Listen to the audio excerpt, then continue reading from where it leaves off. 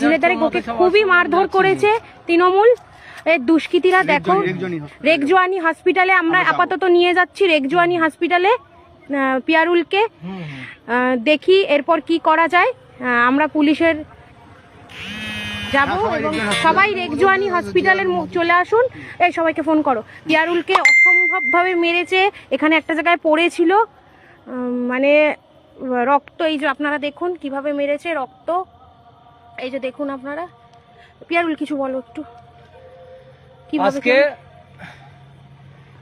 গতকাল দাঁতপুর অঞ্চলে আমাদের পার্টির ছেলেপেলেরা ফ্ল্যাগ মেরেছিল। সেই কারণের জন্য আমরা সেই ফ্ল্যাগগুলো টিএমসি পার্টির কিছু দুষ্কৃতীরা ফ্ল্যাগ খুলে দিয়েছিল। সেই কারণে আমরা আজকে শাসন থানায় ডেপুটেশন দিতে গেছিলাম। ডেপুটেশন শাসন থানায় দিতে গিয়ে টিএমসির দুষ্কৃতী বাহিনীরা আমাদের উপরে হামলা করে। শাসন থানার সামনে হামলা করলে শাসন থানার পুলিশ আমাদের নিয়ে ভিতরে বসে রাখে এবং ওখানে শাসন থানার ওখানে ব্লক সভাপতি যে আছে, শাসনের ব্লক সভাপতির নেতৃত্বেই এই ঘটনাগুলো করা হয়েছে। এবং তারপরে আমরা ভিতরে বসেছিলাম, থানা ঘেরাও করেছে। থানা ঘেরাও করে অনেকক্ষণ ধরে ওরা থানার সামনে ছিল। মনির নেতৃত্বে এটা হয়েছে, মনি ছিল, আসেদ ছিল এবং শাসন অঞ্চলের যে যুব সভাপতি সেও ছিল। এবং তারপরে ওখান থেকে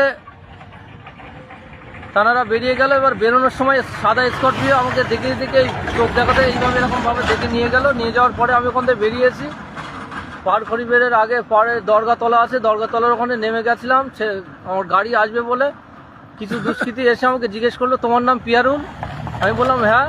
এবার পিছন থেকে একটা লোক আমার মুখ ধরেছে, মুখ ধরে আমি তারপরে জানি না, এখানে আমি একটা দেখলাম এই ঝিলের পাশে পড়ে আছে, আমি জায়গাটার নামও জানি না। এখানে আসার পরে আমি তারপরে আমাকে বললো যে তুই বারাসাত 2 নম্বরে কোনোদিন ঢুকবি না। তাদের মুখও আমি চিনি না, মুখ একদম এইভাবে বাঁধা ছিল, ডাব বাঁধা ছিল, 3-4 জন ছিল। বললো বারাসাত 2 নম্বরে ঢুকবি না, আর কাল থেকে যেন পার্টি না করা হয়। 2 নম্বরে ঢুকলে আজকে তো ভালোভাবে বলছি ছেড়ে দিচ্ছি, পরের দিন তোকে মার্ডার করে দেবো।